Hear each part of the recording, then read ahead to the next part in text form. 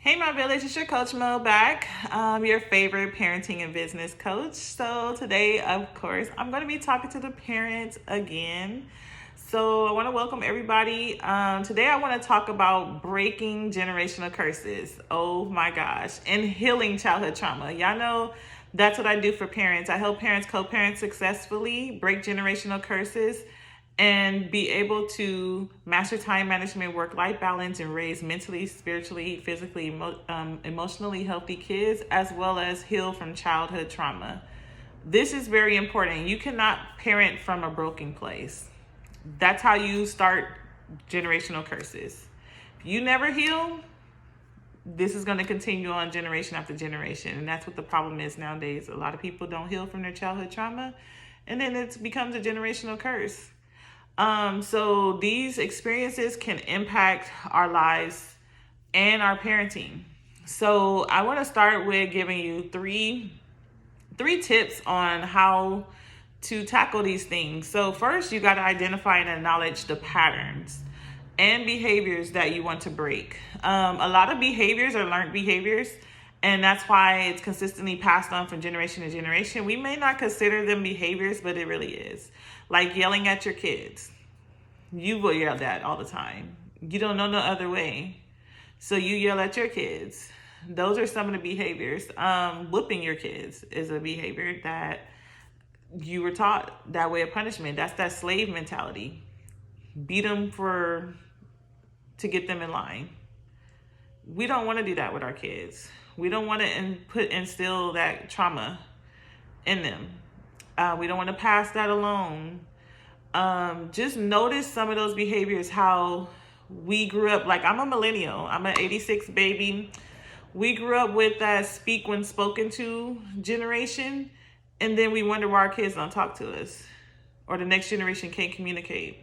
They won't speak. They learned how to suffer in silence because we had to bite our tongue. We couldn't say nothing back because then that's considered disrespectful, stuff like that. So these are the generational curses that I'm trying to help you break. I hope you understood that. I'm trying to make it as simple as possible. I don't want it to go over your head. But the next one is seek professional support. Oh my gosh. And therapy to heal your own childhood wounds. I go to therapy. Even with almost having 3 degrees in psychology, I am in therapy. Therapy has done wonders for me.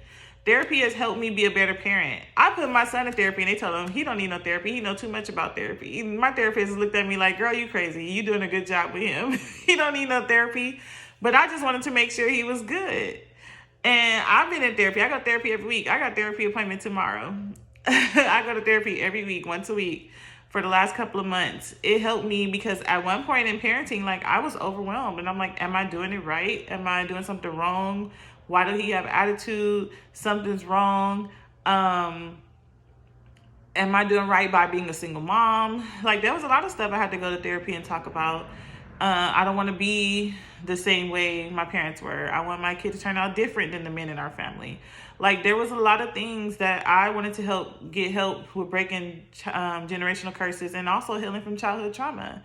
Understanding why I do things totally almost opposite of how I was raised.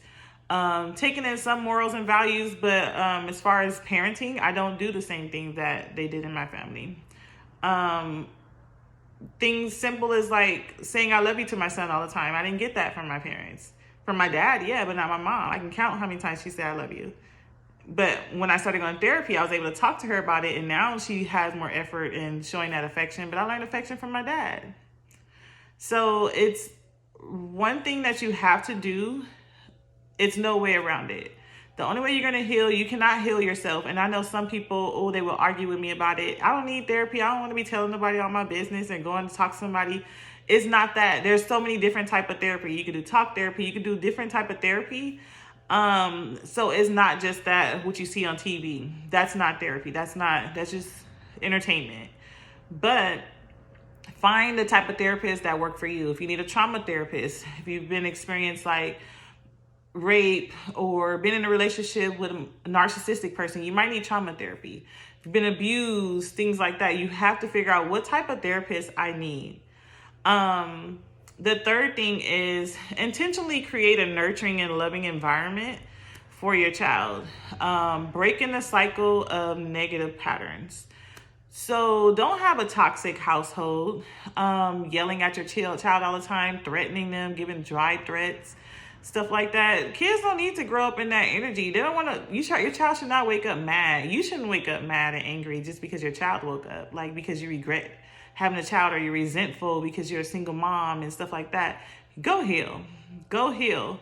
And remember, healing is a journey. Do not believe anyone, and I'm going to repeat, don't believe anyone when they say, oh, I'm healed.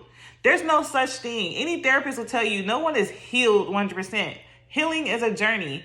You would be going to therapy for years and feel like you're healed, and any little thing can trigger you and you're starting your journey all back over. That's why I say no one is 100% healed permanently. Anything can trigger you, especially if you have like PTSD and stuff like that. You can be good for a long time and then something happened, loud noise, whatever, it takes you back to that moment. You are not healed. You're healing. Healing is a journey, and you have the power to create a positive future for yourself and your child. So let's break free from the past together. If you need help with this, with childhood trauma, I have a program for that. And I also have a program where I could just work with you with one-on-one with breaking the generational curses and help you identify what those curses are. Because some people don't even want to identify a certain thing as a curse. They're like, oh, that's just how my family is. No, that's a curse. But until next time, Coach Mo, I'll reach out to me if you're ready to put in the work. All right, bye.